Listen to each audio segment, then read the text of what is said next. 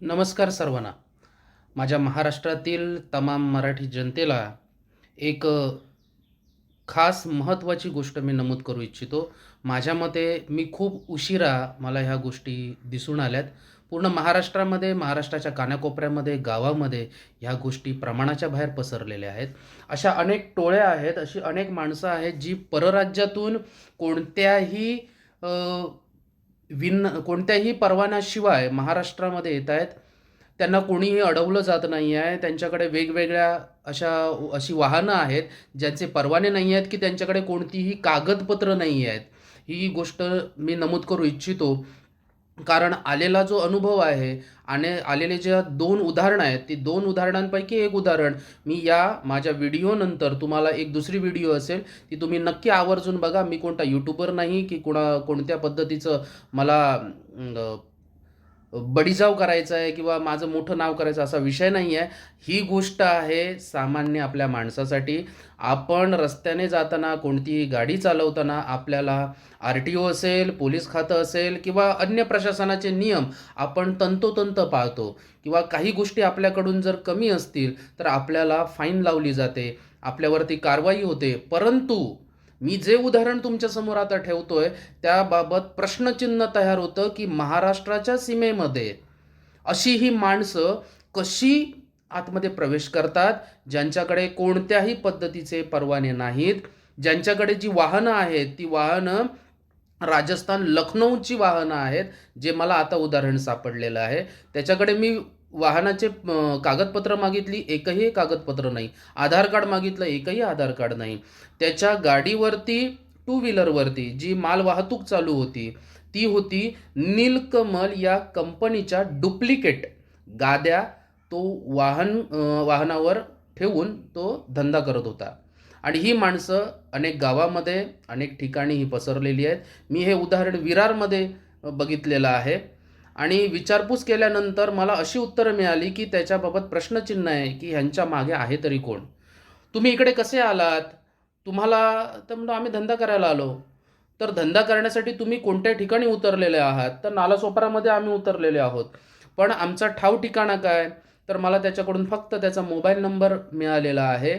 तो कधी लागतो, कधी लागत नाही. याबाबतची पुढची कारवाई कोणी करावी? कोणी लक्ष द्यावं? म्हणजे ज्या वेळेला माझ्या घरापर्यंत विषय येईल, माझ्या घरातल्या आई बहिणींवरती हात कोणी टाकेल, त्यावेळेला आमचा मराठी माणूस जागा होणार का? त्यावेळेला प्रशासन जागा होणार का? अनेक बलात्कार होत आहेत, अनेक मोठे मोठे खून होत आहेत. अहो, हे चाललंय काय? म्हणजे घटना घडल्यानंतर आमचे डोळे उघडणार, परंतु ही माणसं राजरोसपणे वागताना दिसत आहेत. व्हिडिओमध्ये बघा, त्याचं चेहरा बघा, त्याचं हसणं बघा, कोणत्याही पद्धतीचा नामशेष नाही. अहो, आम्हाला किती कागदपत्र विचारली जातात. ज्या व्यक्तीकडे कोणताही परवाना नाही आहे, कोणतंही आधार कार्ड नाही आहे, बिनधास्त विनापरवाना कायद्याला फाट्यावर मारून, RTOच्या नियमांना फाट्यावर मारून ती वाहतूक चालते. आवर्जून व्हिडिओ बघा. शब्द इकडचे तिकडे झाले असतील तर क्षमा असावी, परंतु महाराष्ट्रातल्या जनतेने नीट लक्ष द्यावं. अशी माणसं राजस्थान, उत्तर प्रदेश अशा ठिकाणाहून आलेली आहेत. तवे विक्रेते आहेत, गादी विक्रेते आहेत, होम थिएटर विक्रेते आहेत, वेगवेगळ्या इलेक्ट्रॉनिक वस्तू घेऊन येत आहेत, कमी पैशामध्ये येत आहेत. परंतु तुम्ही त्यांची विचारपूस करता का? नक्की विचारपूस करा. कृपया करून ही व्हिडिओ आपल्या महाराष्ट्राला सगळ्या जनतेपर्यंत पोहोचून दे. कोणतेही घातपात होण्याची शक्यता आहे. कृपया लक्ष द्या. प्रशासनाने आमचे डोळे उघडावेत. कृपया डोळे उघडावेत. धन्यवाद.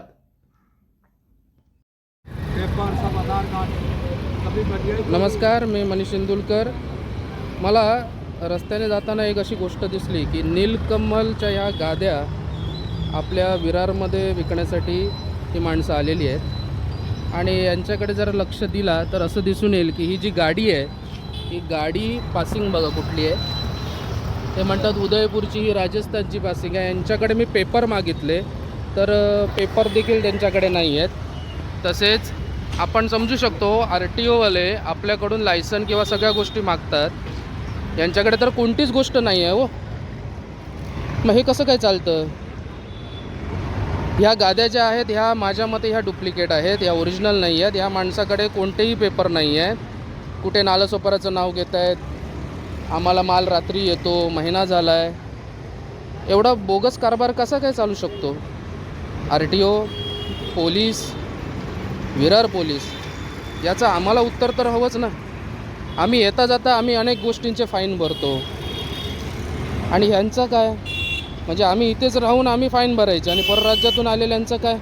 गाडीची अवस्था बघा, पुढची नंबर प्लेट नाही आहे आणि अशा पद्धतीने माल वाहतूक करणे चुकीचं आहे. RTOचा नियम सांगतो. याबाबत आम्हाला योग्य ती माहिती द्यावी. या व्यक्तीचा मी नंबर घेतला पण तो नंबर लागत नाही आहे. धन्यवाद.